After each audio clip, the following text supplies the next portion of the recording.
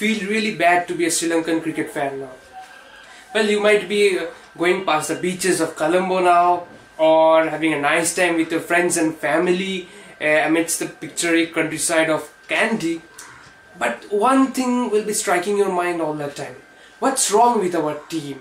It was a World Cup runners-up a few months back, won in Australia, down under. They played brilliantly there, but since then a very slight of form of all the crucial players of our team, and also 6 series gone, we haven't won any one of them. Poor performances throughout in UAE, also back at home against Australia, and also in England. And when your side is going to South Africa, you don't expect much from them.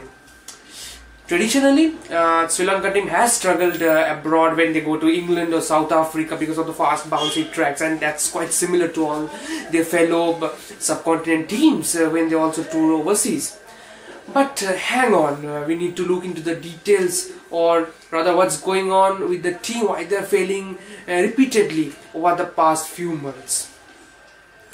Now, we all know we must have a leader should lead from the front, but what's happening with Sri Lanka is the leader is totally out of touch. Well, we can look to the details or the stats of the tour. Dilshan, he has been struggling since he was the captain, was the top scorer in the ICC World Cup last year, but since then he has struggled a lot. Just 146 runs for a leader with only 150, and failing for the entire test series with just 24 average. But it's not just only about Dilshan, the other players too. First, with the first match starting at Centurion, we expect the pitch to be bouncy and fast. South Africans will leave a lot of grass in those pitches, but well, they played miserably. Might be trying to copy what the Indian team is doing, using matches in just 3 days, 4 days. First match didn't even go for 4 days, it was just over in 2.5 days, with some very dismal batting performances from the Sri Lankan team and also very ordinary bowling. Well, then came your Durban boxing the test. Must be something wrong with the South Africans also here, because they have been losing that boxing the test at Durban since quite some time now, or rather in Durban, a test match they have not won for quite some time. The Indian team also won their last time after South Africans thought of just giving a very fast bouncy track full of grass, but yeah, they were caught in their own den. That's the right thing that you can use. Then came the New Year test, Cape Town, again the same old story. Bit of improvement in the batting, you can say, for the Sri Lankan, with they scoring over 300 runs in the Newlands test. But well, if you just go back to the series, to the stats, it doesn't sound good. I talked about Dilshan. Look at the other players.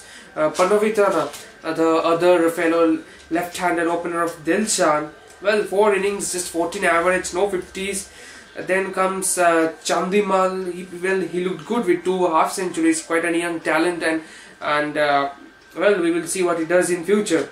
Angelo Matthews, he was also tipped to one of the captains when Dilshan was made. Everyone said that he can now lead the side, very utility player, but he has been performing miserably since quite some time now. But now here comes the main players, the Sangakkara and Mahela Jayawardene. They have been big servants for the Sri Lankan team, scored loads of runs overseas, have a great technique, just look class when they are in full flow. But Sangakkara, yes, he scored a century, 108 in one of the test matches, but still with an overall average of 30, doesn't look good. Talking about Mahela, well, he has been struggling in a long time. In England he also struggled, and then also in the other tournaments, and here the struggle continues with just an average of 22 in such a crucial series overseas, when Sri Lanka wanted him to score a lot of runs. And if you just look at the bowling, though, nothing much to speak about. Rangana Herath, the peak of the bowlers, maybe Herath and Velegedra. Herath having 10 wickets and Velegedra 9 wickets, both having a 5-wicket haul. Both of them coming in that test match at Durban, because of whom the Sri Lankans won that test. So the test match, test series rather, gone 2-1 to South Africa. And if the Lankan fans started thinking, well, our team is improving now with some better performances in the second and the third test, and of course they play much better in ODIs with the return of Malinga. It looks much solid. You might have been very much mistaken, highly mistaken, to be really honest. First match at Pearl, when you thought your team will fight a lot, it just bundled out for just a mere 43. This is the lowest score by the Sri Lankan team in ODIs, and well, we don't need to look into the scorecard because it was just a telephone number. You can just look into the scorecard if you want. It was really dismal, and of course we expect the country to really protest. We have a lot of what should I say, some proceedings, protest in front of the cricketers' homes, with Sri Lanka being a really cricket crazy nation like India and Pakistan. And well, the performance had improved since then. At least it didn't play so poorly. They batted well. Chandimal showed glimpses of why we consider him one of the emerging talents of Sri Lankan cricket. 250s for him. Sangakkara initially was struggling in the first few games, but later on started playing better. Scored 100 in the final match at Joburg. 250s for him. Not 250s, 100 for him rather. Jayawardene, he played for the first 3 games, which Sri Lanka lost quite poorly. And when he was injured there, replaced by Thirumanne. He looked good in the last match, scored a very crucial 70 with a 100+ strike rate, and that was important for them to win the last match too.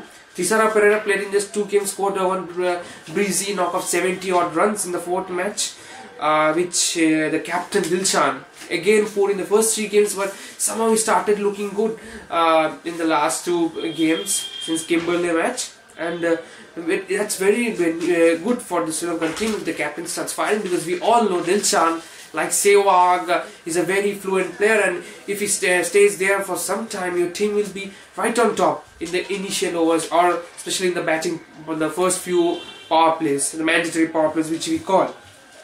So coming to the bowling now, well, same Malinga, we expect him to do well, and he also didn't disappoint the team much, but also he was a bit expensive with the economy of over 5.5, but he took 11 wickets, the most by any Sri Lankan in this tournament, and the rest of the bowlers were really ordinary. Ajit Damenis, as we all know, is no longer a mystery bowler. Everyone has read him clearly, all the videos and stuff, as now he also doesn't get much chances in the team. Herat also didn't play much well out here, and well, that's the scorecard, or the stats do tell us about the performances of the team, where they're struggling against the fast ball, the swinging ball, with the batting being the major concern. With Dilshan, there has been some talks also that the coach Marsh may be replaced very soon, and because why not, when your team have lost so many 6 series back to back, both home and away. So as I said, very much a sad sign for a Sri Lankan cricket fan, and you must be thinking very deeply what can be done to your side and how they can improve, because in the next series they are facing India and Australia. That too down under. Won't be an easy series, but one positive they will keep in their mind, that well, they have done well in the last 2 games. They are nearly acclimatized to these sort of conditions, because in South Africa the conditions won't be alien. The conditions are not going to be alien which you are getting in South Africa. So maybe the players are having some match practices, but that's a different game, with India also being there, and they are the world champions, and Australia always a tough opponent, also currently the #1 ODI team in the world. So well, we will wait and watch what the Sri Lankan team does in Australia. CB series coming soon in a few days time, just a couple of weeks to be precise. And as a Sri Lankan fan, will feel that, well, at least now our team must do something different, or try something different, or at least keep the basics right if they want to win a series finally. We will wait and watch what happens in the end. So hope you enjoyed this episode. Keep on sending us emails at cricketlubdhak@yahoo.com, and also don't forget to subscribe to this channel, and I will be back with more videos. Hope you enjoyed this one, and thanks a lot for being with me.